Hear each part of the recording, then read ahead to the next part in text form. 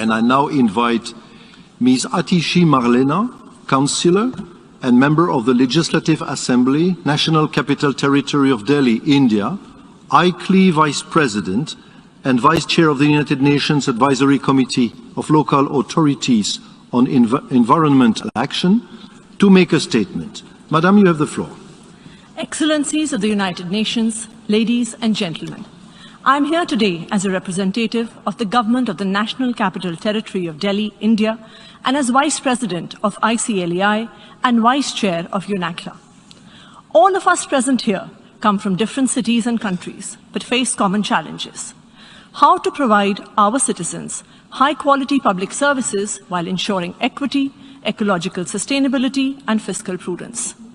From the early 90s, there has been a growing belief that the provision of education, healthcare, water, electricity to all citizens is far too expensive, and that governments which provide these services to all citizens end up spending too much and going into debt.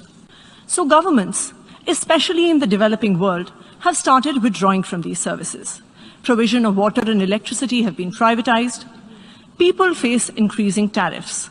Education and healthcare have seen substantial reduction in government spending, causing the steady deterioration of government schools and healthcare facilities. While this may have improved fiscal management, it has led to increasing inequality.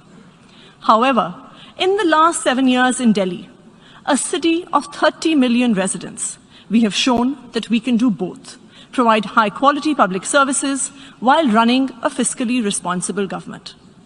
In 2015, a new party that was formed out of a nationwide anti-corruption movement came into power in Delhi, led by Chief Minister Mr. Arvind Kejriwal. We faced many challenges. Delhi had some of the highest electricity tariffs in the country. The financial health of power distribution companies was poor, power cuts were frequent, the government water utility was facing losses, government schools and hospitals were failing, and families were shifting to private providers for the same.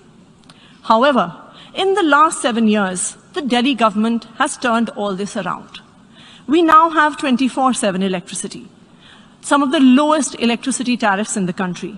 4 million households get a zero electricity bill. The financial health of power distribution companies has improved.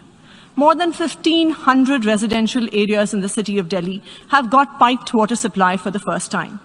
The water utility is no longer in the red.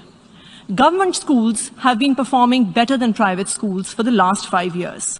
Just last year, 200,000 students shifted from private schools to government schools in Delhi.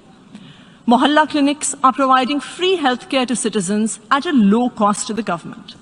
And all this has been achieved with increasing revenues and budget sizes. The total budget of the government of Delhi has increased from 300 billion rupees in 2015 to 750 billion in 2022. The per capita income of Delhi is 3 times higher now than the rest of the country, and the state GDP has increased 150% in the last decade. Delhi is now the only state government in all of India that does not have a fiscal deficit. The Arvind Kejriwal government in Delhi has shown that a government can provide high-quality public services to all its citizens and yet be fiscally responsible. And it is these very public services that, in fact, lead to greater economic growth. Thank you.